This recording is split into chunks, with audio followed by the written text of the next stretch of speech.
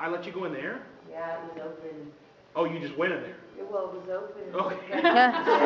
Standing here, I mean. Oh, we all here? In there, right here.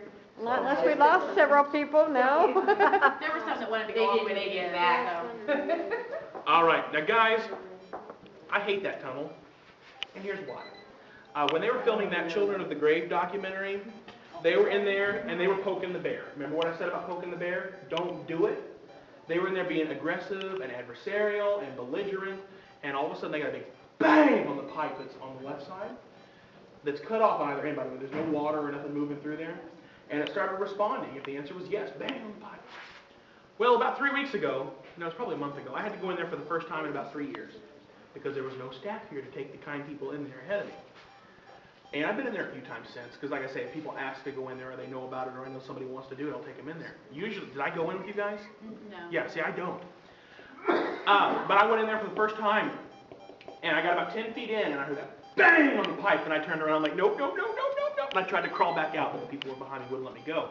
But anyway, those guys from Children of the Grave were arguing and being belligerent, and they were getting the raps on the pipes.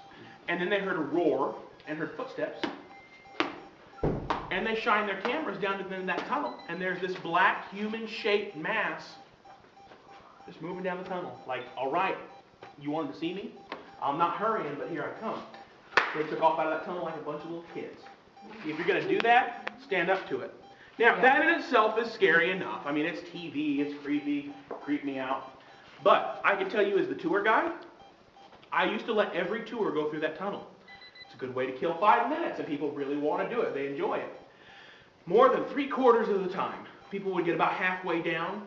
Happened so many times I couldn't count. They'd look down and go, hello? Hello?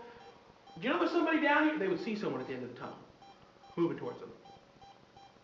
And that's when I stopped doing it for the most part. It's creepy. You guys are crazy for going in there. There's a story I forgot to tell you upstairs.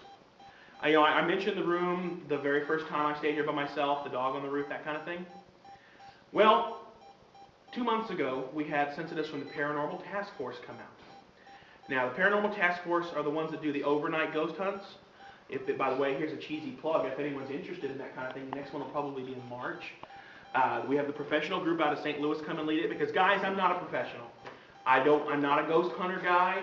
I'm happy to walk you through the building and tell you ghost stories about the place, but I'm not the technologically savvy. I'm fascinated by these little meters. But they have the equipment, they have the cameras, they have the knowledge. You show up at 7 o'clock, and by the way, one of the guys is from Scotland, and he pipes you into the castle on the bagpipes. Really cool. And the castle is designed after a Scottish castle, so it's really cool that way. But you'll have to suffer through a historical tour from me. And then you get split up into 3 groups. Group A in the basement, Group B on the first floor, Group C on the second floor.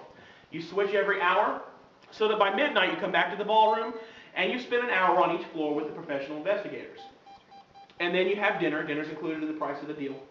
And then from 12:30 to 4 a.m., you get to wander anywhere in the building you want and hold your own investigations. It's pretty cool. But anyway, this is really creeping me out because we've never got the readings here. Like, are you taking temperature, buddy? Yeah. What's temperature? 64. 64. It's about normal.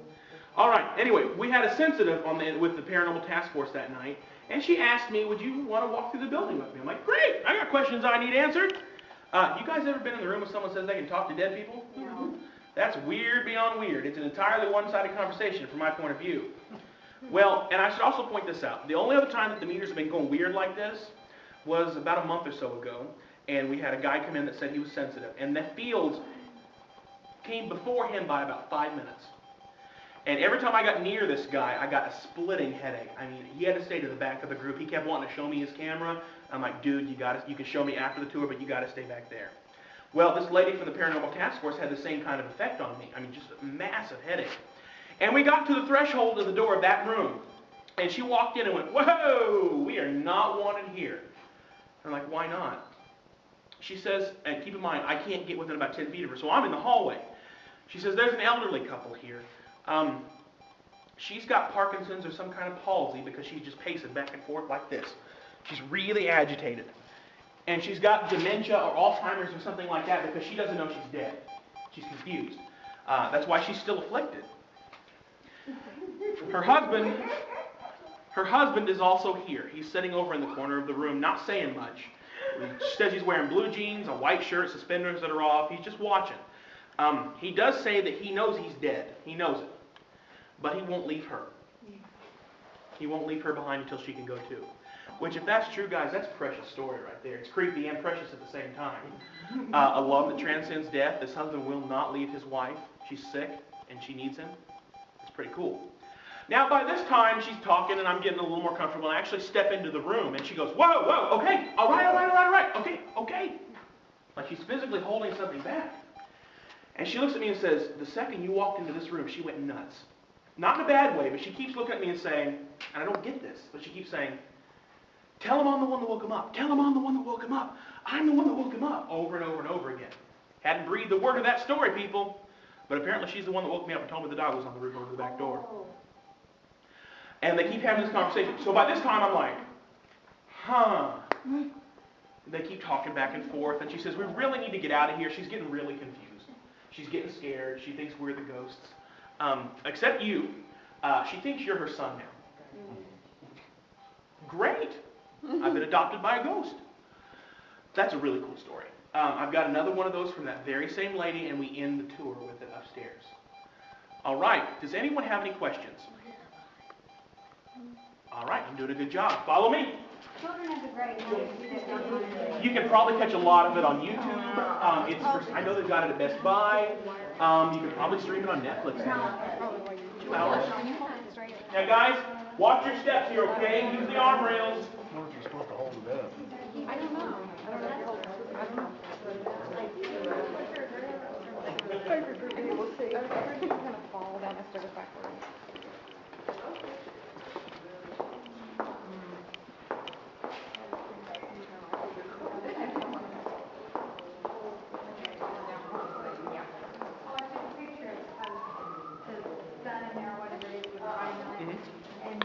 My nephew, there's a wife and Japanese sister.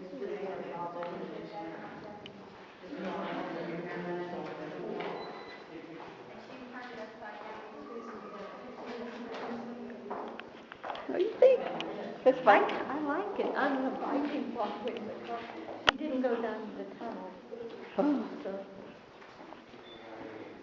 Camera just got into my eye. That's what I'm saying. I'm about to. you got anything cool yet, or can you tell? I can't tell. I can't believe I didn't bring my camera. Well, he's got his camera, but Courtney's got it actually. I bet it's a yellow camera. Oh my gosh. Hi, guys. Hi. Listen, back in October, sometimes I would have 60 people on my ghost tours. And it's never really an issue until we get down to this room, because there's all these little rooms on the side people tend to wander and scatter, like buckshot, actually. And I would have a hard time getting through this part of the building, and this isn't even the coolest part of the building. Except one night, this is, by the way, this is my favorite sound effect on the whole tour. And the door was shut, so I was just pulling it open. And then 67 people just mindlessly walked into this room. And I said, huh. I had a captive audience. It solved the wandering problem, and I got them through this room in about 5 minutes. Ladies and gentlemen, welcome to the gymnasium. Anywhere you see a cinder block wall, well, you can't see many of them because you're in here, and over here, the Army put that up. This was originally one big open room. When the Army came through, they built these cells, and we did house prisoners of war down here. You are in a POW cell. They housed prisoners of war. German, Japanese, and Italian. Had a police officer come through the tour one day, and he said that he got called out to the castle back in 1993 when it was empty. Ark of the Ozarks is across our driveway, Association of Retarded Citizens, and they had some people taking a smoke break about 3 o'clock in the morning. And they said they heard an awful ruckus, what sounded like all the doors in this basement opening and slamming at the same time. So they called the police. And this police officer responded, and he got to the back door, and it sounded like there was a bunch of people down here having a fight, slamming doors, making all kinds of noise. So he said, no, he was the only officer, he wasn't going to go down there by himself. And he took off down the driveway, and he looked up to the second floor in what would have originally been the boys' dormitory. He said he saw an Army soldier staring down at him. Ladies and gentlemen, the Army had not been in this building since 1979. This is a police officer telling me this story.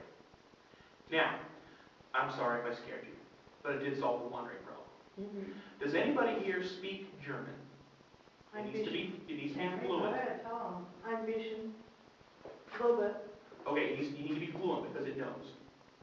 One of the sensitive ladies said that there's a German entity down here. He's not malevolent, meaning he's not evil, but he's very unhappy. And he won't come forth unless you speak fluent German. Go ahead, honey, tell your job, go ahead. What? Ich spreche kleiner Deutsch.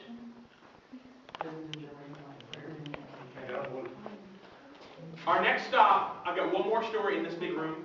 And did I see somebody with a digital recorder? If not, just because you don't have one, I know somebody's got a video camera. Just because you don't have one, that EVP that my junior ghost hunters got, that came on a cell phone, guys. So after I've got one more story outside of this room, the next stop is the dungeon.